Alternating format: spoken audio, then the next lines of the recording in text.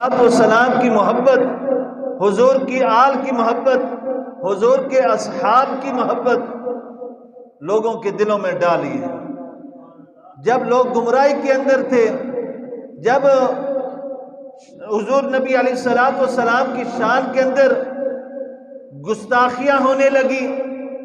تو اعلیٰ حضرت رحمت اللہ نے اپنا کلام چلایا، اعلیٰ حضرت نے اپنی قلم اٹھائی اور پھر حضور کی شان پر آپ نے 1000 سے زائد کتابیں لکھ دی۔ 1000 سے آپ کی جو تصنیف ہیں وہ 1000 سے بھی زیادہ ہے۔ اور فتاوی رضویہ جو 30 جلدوں پر مشتمل ہے، یہ بھی امام احمد رضا خان رحمت اللہ نے لکھا ہے۔ تو اس لیے اور ہمیں کہا جاتا ہے، کیا کہا جاتا ہے؟ ہمیں کہا جاتا ہے رضوی یا بریلوی، تو یہ انہی کی وجہ سے کہا جاتا ہے، کیونکہ جب عقائد ہمارا ویسے تو ہم مقلد جو ہیں وہ امام ابو حنیفہ رحمت اللہ علیہ کی ہیں، لیکن عقائد و نظریات کے حوالے سے اہل سنت و جماعت جو ہیں وہ امام احمد رضا خان رحمت اللہ کے عقائد پر جو کچھ انہوں نے لکھا ہے اسی کے اندر نجات ہے، اسی کے اندر نجات ہے۔ اب نئے عقائد پر نئے باتوں پر وہ چیزیں ضروری نہیں ہیں، اور الحمدللہ انہوں نے اس حوالے سے بہت ساری چیزیں لکھی ہیں۔ سب سے پہلے تو میں ان کا تعارف آپ کے سامنے رکھتا ہوں کہ ان کی جو ولادت ہے، امام احمد رضا خان رحمت اللہ کی جو ولادت ہے وہ 10 شوال کو پیدا ہوتے ہیں۔ 10 شوال 1272 ہجری یہ آپ کی ولادت ہے، اور بروز ہفتہ اور 1272 10 شوال کو آپ کو پیدا ہوتے ہیں، 1856 عیسوی کے حساب سے 1856 کے اندر امام احمد رضا خان رحمت اللہ کی ولادت ہے، اور آپ کا نام مبارک محمد، اور آپ کے دادا نے آپ کا نام احمد رضا رکھا ہے، اور اسی نام سے آپ کو مشہور ہوئے۔ آپ کے نام جو پہلے والد نے رکھا وہ محمد رکھا، اور آپ کے دادا نے جو آپ کا نام رکھا وہ احمد رضا رکھا ہے۔ اور پھر اللہ نے اتنا حافظہ عطا فرمایا کہ 1 مہینے کے اندر حافظ قرآن بن جاتے ہیں۔ 1 ماہ کے اندر بچے کو الف با بھی نہیں صحیح طریقے سے آتا ہے، لیکن جس سے اللہ تعالیٰ نے کام لینا ہونا پھر اللہ تعالیٰ اسے حافظہ بھی اسی طرح کا عطا فرما دیتا ہے۔ 1 مہینے کے اندر اللہ نے انہیں حافظ قرآن بنا دیا۔ اللہ کی پاک کتاب جو عام طور پر درمیانہ بچہ 3 سے 4 سال کی وقت کے اندر وہ حفظ کرتا ہے، لیکن امام احمد رضا خان نے 1 ماہ کے اندر قرآن مجید کو حفظ کرنے کی سعادت حاصل کر لی۔ اور اسی طرح آپ کے جو تصانیف ہیں وہ بھی بہت زیادہ ہیں، کم و بیش 1000 پر مشتمل ہے، مختلف انواع پر، جن میں سے فتاوی رضویہ جو آپ کا مشہور فتاوی ہیں، اور اسی طرح اور بہت سارے رسائل بھی موجود ہیں۔ اور آپ کا جو وصال ہے، وفات کا دن ہے، وہ 25 صفر، کون سا صفر؟ 25 صفر، یہ آپ کی وفات کا دن ہے 1921 کے اندر، بمطابق 28 اکتوبر 1921 28 اکتوبر 1921 کو آپ کی وفات ہوتی ہے، اور بروز جمعۃ المبارک کا دن تھا۔ جمعۃ المبارک کے دن آپ کو آپ کی موت آتی ہے۔ اور اعلیٰ حضرت حضور سے بڑی محبت کرتے تھے، حضور کا بڑا ہی ادب و احترام کرتے تھے، بلکہ اپنے کے غیروں نے بھی آپ کے بارے میں تعریف کی ہے، کہا کہ جس طرح اعلیٰ حضرت رحمت اللہ کو امام احمد رضا خان جس طرح حضور سے محبت کرتے تھے، اگر وہ کامل محبت کرتے تھے، اور اس محبت کے اندر جو بھی آپ نے لکھی ہیں کتابیں وہ حضور کی محبت میں لکھی ہیں۔ تو سامعین کرام، یہ اعلیٰ حضرت رحمۃ اللہ کے حوالے سے کچھ چیزیں آپ کے سامنے میں نے رکھی ہیں۔ اور اس کے علاوہ امام احمد رضا خان رحمۃ اللہ انہوں نے بہت ساری چیزوں کے حوالے سے ہماری اصلاح فرمائی ہے، وہ بھی میں آپ کے سامنے، کیونکہ آج جمعۃ المبارک ہے، کیونکہ ہم ان کے ماننے والے ہیں، ہم ان کے ماننے والے ہیں، تو ہمیں پتہ ہونا چاہیے کہ اعلیٰ حضرت کی شخصیت کیسی تھی اور ان کے عقائد و نظریات کیا تھے، ان کے عقائد و نظریات کیا تھے۔ تو اس کیونکہ کل ان کا آج 26 سفر ہیں، کل 25 سفر گزری ہے، تو اس حوالے سے یعنی اتنا بڑا اللہ کا ولی جس کی وجہ سے اللہ نے لاکھوں کروڑوں کی تعداد کے اندر یعنی لوگوں کے دلوں کے اندر حضور کی محبت پیدا فرمائی ہے۔ اور یہ جو درود و سلام پڑھا جاتا ہے نا، مصطفیٰ جان رحمت پہ لاکھوں سلام، شمع بزم ہدایت پہ لاکھوں سلام، یہ بھی امام احمد رضا خان رحمۃ اللہ کا لکھا ہوا ہے۔ اور اللہ نے اس درود کو اتنی مقبولیت عطا فرمائی کہ عرب و عجم میں یہ درود و سلام پڑھا جاتا ہے۔ اور اس میں آخر میں بھی ایک یعنی یہ پڑھتے ہیں، مجھ سے خدمت کے قدسی کہیں ہاں رضا، مجھ سے خدمت کے قدسی کہیں ہاں رضا، یا نبی سلام علیکہ، یا رسول سلام علیکہ۔ اللہ نے آپ کو بڑی ہی حضور سے محبت عطا فرمائی تھی، اور آپ ایسی شخصیات میں سے ہیں کہ جو کسی کی تعارف کی محتاج نہیں، اور جنہوں نے جس دور کے اندر، جس وقت آپ یعنی 1856 کے اندر جو چیزیں خرافات ہو رہی تھی، اس کے بعد آپ پڑھنے کے بعد یعنی 14 سال کی عمر کے اندر آپ نے مکمل عالم دین بن کے تھے۔ 14 سال کی عمر میں آپ نے پہلا فتویٰ جاری فرما دیا تھا، اتنا اللہ تعالیٰ نے آپ کو حافظہ عطا فرمایا تھا۔ اور پھر اعلیٰ حضرت رحمۃ اللہ نے کون سے یعنی طریقے یعنی آج یعنی کوئی یعنی غلط کام کرتا ہے اسے کہا جاتا ہے یہ بریلوی ہیں، حالانکہ اس کا بریلوی سے بالکل تعلق ہی نہیں ہوتے ہیں۔ جو لوگ خرافات کرتے ہیں، جو اہل سنت و جماعت کا نام بدنام کرتے ہیں، اب وقت نہیں ہے، کل ہم نے مکمل طور پر یہاں پر ایک اور اعلیٰ حضرت نے منعقد کیا، جس میں بچوں نے مختلف موضوعات پر تقاریر کی، خطابات کیے۔ پھر ہمارے ایک مہمان آئے تھے مفتی محمد عمیر الازہری صاحب، انہوں نے بھی خطاب فرمایا۔ لیکن آج جو وقت ہے، اس وقت کے اندر آپ نے کن کن چیزوں کا رد کیا، آپ کے عقائد و نظریات کیا ہیں؟ ان میں سے ایک تو یہ تھا نا، آج لوگ کہتے ہیں یہ بدعتی ہیں، حالانکہ اعلیٰ حضرت رحمۃ اللہ جب یعنی ہندوستان کے اندر وہ کٹھے لوگ رہتے تھے، یعنی مسلمان جو تھے وہ کفار و مشرکین کے میلوں میں بھی جایا کرتے تھے، کفار و مشرکین کے میلوں میں جایا کرتے تھے، ان کے جو یعنی رسمیں ہوتی تھیں ان میں جایا کرتے تھے۔ تو اعلیٰ حضرت رحمۃ اللہ نے آپ نے سب سے پہلے یعنی کہا کہ یعنی فرمایا کہ جو مسلمان ہیں وہ ہندوؤں کی جو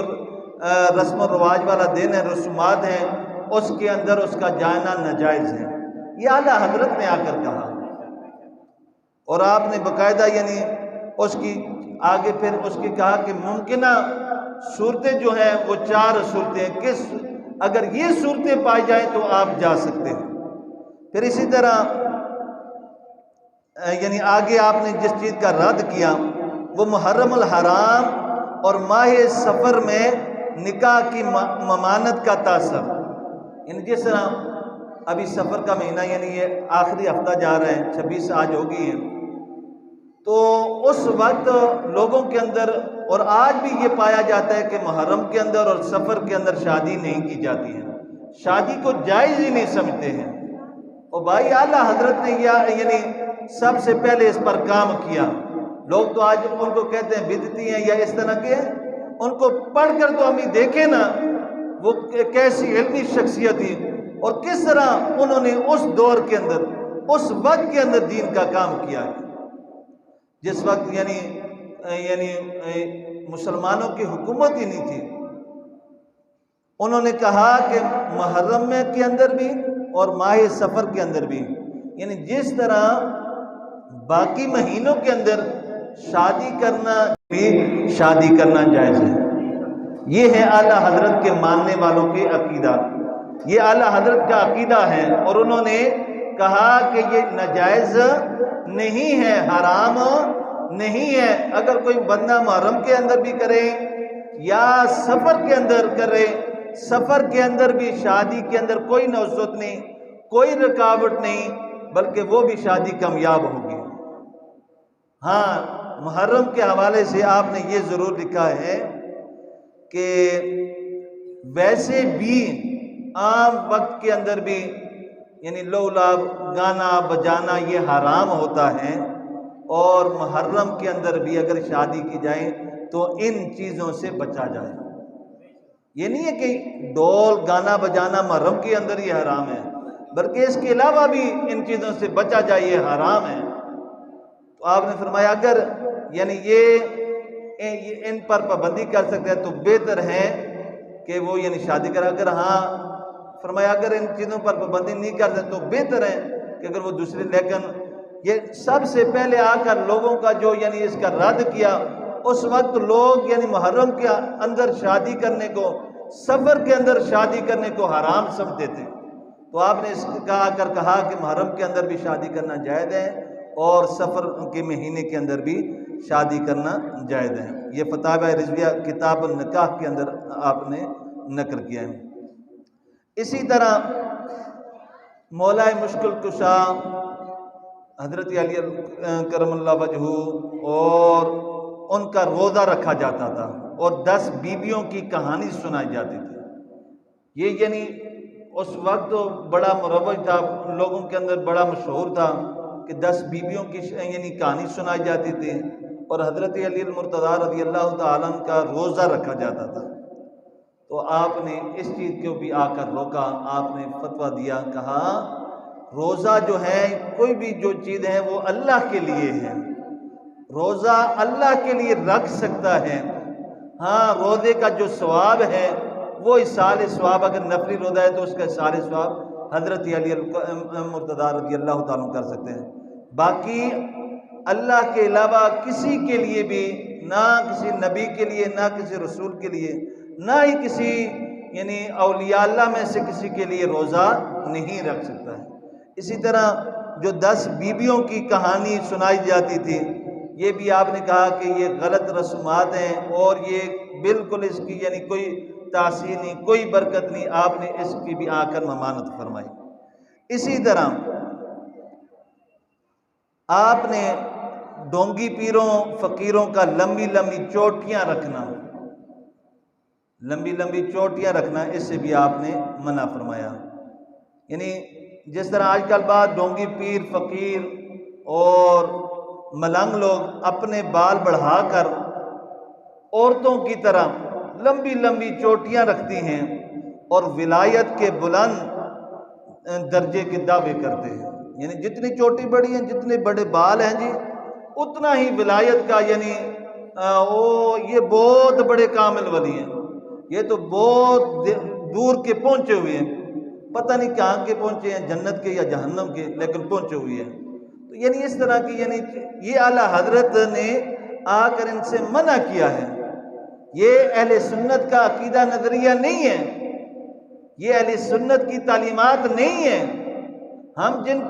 جن کو ماننے والے ہیں انہوں نے تو ان چیزوں سے منع کیا ہے۔ آج ہم اپنے آپ کو رضوی کہلائیں، سنی کہلائیں، بریلوی کہلائیں، لیکن ہمارے کام جو ہوں وہ غیروں کے ہوں، تو یہ چیز نہیں ہونی چاہیے۔ تو اس سے آپ نے منع فرمایا، اور فرمایا یعنی حضور نبی علیہ السلام کی ایک حدیث یہاں پر آپ نے ذکر فرمائی، فرمایا کہ اللہ تبارک و تعالیٰ نے ان عورتوں پر لعنت فرمائی ہے جو مردوں سے مشابہت اختیار کرتی ہیں، اور ان عورتوں پر بھی لعنت فرمائی ہے جو عورتوں کی مشابہت اختیار کرتے ہیں۔ تو یہ اعلیٰ حضرت رحمۃ اللہ نے اس حوالے سے بھی جتنے بھی 2 نمبر یعنی اس طرح کے ملانگ یا فقیر ہوتے ہیں جو اس چیز کو سمجھتے ہیں کہ یہ جائز نہیں ہے، یہ اہل سنت کے اندر یہ چیز نہیں ہے، حالانکہ اس کا کیا کہا جاتا ہے، یہ سنی کر رہے ہیں، یہ بریلوی لوگوں کا طریقہ کار ہے۔ بریلوی لوگوں کا یہ طریقہ کار کہاں ہے؟ امام احمد رضا خان نے تو یہاں تک لکھا ہے ایک جگہ 3 ہاتھ اور ایک جگہ 7 ہاتھ یعنی قبر سے دور کھڑے ہو کر وہ بزرگ کے یعنی دعا مانگے. اور آپ نے یہ بھی لکھا ہے کہ بزرگوں کی قبروں پر اتنی ایک چادر سے زائد چادر نہ ڈالیں، ایک چادر سے زائد چادر نہ ڈالیں. یعنی یہ نہیں ہے کہ چادریں وہ 20 ڈالنی، یہ غلط ہے. یہ اعلیٰ حضرت کی تعلیمات نہیں ہیں، یہ رضویوں کا کام نہیں ہے، یہ سنیوں کا کام نہیں ہے. انہوں نے کہا کہ اگر کوئی اللہ کا ولی ہے تو اس کے مزار پر اگر چادر ڈالنی ہی پڑتی ہے تو ایک چادر ڈالنا جائز ہے. اس کے علاوہ انہوں نے کہا کہ یعنی جس طرح یعنی اتنی چادر ڈالی، بجائے ان چادروں کے آپ قرآن پاک لے کر، سپارے لے کر یا کوئی بھی صدقہ کر کے آپ اس کا اصحال ثواب اس ولی اللہ کو کر دیں، یہ زیادہ بہتر ہے. یہ ہے اہل سنت کے عقائد و نظریات، یہ ہے رضوی عقائد. تو آپ نے اس حوالے سے بھی یعنی آپ نے یہ اصلاح فرمائی. اور پھر اس کے علاوہ آپ نے ثبوت یعنی کفر کے حوالے سے بھی آپ نے رسالہ لکھا. اور بہت ساری یعنی جو اس وقت میت کا دل بلانے کی کرتے قبر کے سامنے چراغاں کرنا، اس کے حوالے سے بھی آپ نے یعنی فتویٰ دیا. اور پھر آگے اس کے علاوہ بھی بہت ساری یعنی آپ نے ان لوگوں کی اصلاح فرمائی. تو الحمدللہ ہم سنی ہیں اور بریلوی شریف سے ہماری نسبت ہے اور رضوی یعنی، لیکن ہمارے عقائد جو ہیں یہ جو آج کل 2 نمبر لوگ کرتے ہیں وہ ہمارے عقائد نہیں ہیں بالکل ان سے. اسی طرح ہمارے عقائد و نظریات کے اندر یہ بھی حضرت امیر معاویہ رضی اللہ تعالیٰ عنہ کے حوالے سے، حضرت امیر معاویہ رضی اللہ تعالیٰ عنہ کاتب خال المؤمنین ہیں. اور فرمایا کہ جو میرے آپ نے یہ کہا کہ جو امیر معاویہ رضی اللہ تعالیٰ عنہ بغدہ ہے وہ یعنی جہنم کے کتوں میں سے کتا ہے. تو اس طرح کی یعنی آپ نے بہت ساری چیزیں. تو ہم آخری بات یہاں پر یہ بھی میں کہتا چلوں، عرس منانے سے فیض نہیں ملتا. کل بھی میں یعنی آخر میں جو بات میں نے کی تھی کہ کسی کی یاد منانے سے یا کسی کا عرس منانے سے اس ولی کامل کا فیض نہیں ملتا، اس ولی کامل کا، اس بزرگ کا فیض نہیں ملتا. یعنی کسی کو یاد کرنے سے اس کا فیض نہیں ملتا. فیض کس کو ملتا ہے کہ جو اس کے طریقے پر چلتا ہے، جو اس کے طریقے پر چلتا ہے اس بندے کو اس ولی کا فیض ملتا ہے. تو آئیے یہی ہمارا بھی کام ہے، ہم عرس وغیرہ جتنی بھی چیزیں ہیں وہ یعنی مناتے تو ہیں کس گھر سے کہ بابا جی کا مجھے فیض ملے گا. بابا جی کا فیض ویسے ہی نہیں ملتا ہے بلکہ بابا جی کی طرح کام بھی کرنے پڑیں گے تو تب ہمیں فیض ملے گا، ان کے طریقے پر ہمیں چلنا پڑے گا تو تب فیض ہمیں ملے گا. سامعین کرام، ہمارا الحمدللہ اہل سنت و جماعت ہمارے بڑے اچھے عقائد و نظریات ہیں اور ہر 2 نمبر چیز تھے 2 نمبر کام سے اعلیٰ حضرت رحمۃ اللہ نے منع فرمایا ہے. اور اسی طرح فضیلت کے حوالے سے اس پر آپ نے کئی رسالے لکھے ہیں. فضیلت یعنی ابو بکر صدیق یا فضیلت حضرت علی کرم اللہ وجہ،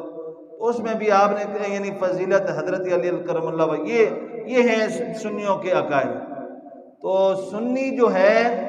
وہ اعلیٰ حضرت رحمت اللہ کے عقائد و نظریات کے مطابق چلتا ہے. اللہ تعالی ہمیں امام اہل سنت مجدد دین و ملت الشاہ امام احمد رضا خان بریلوی رحمت اللہ کی محبت بھی نصیب فرمائیں اور ان کے طریقے پر ہمیں چلنے کی توفیق عطا فرمائیں. اور آخر میں یہ جو اسمبلی کے اندر بل پاس ہوا ہے تو اس کی ہم پرزور طریقے سے یعنی مذمت کرتے ہیں ایک مسلمان ہونے کے ناطے سے، اور سب کا ہمارا حق بنتا ہے کہ یعنی ہم اس چیز کی مذمت کریں. اور جن لوگوں نے جن پارٹیوں نے اس کو یعنی جو لوگ اس کے اندر شامل ہیں اللہ انہیں دنیا اور آخرت میں ذلیل و رسوا کرے۔ یہ اس طرح کے بل بنیں گے تو ہماری جو بچے ہیں، ہماری اولادیں جو ہیں،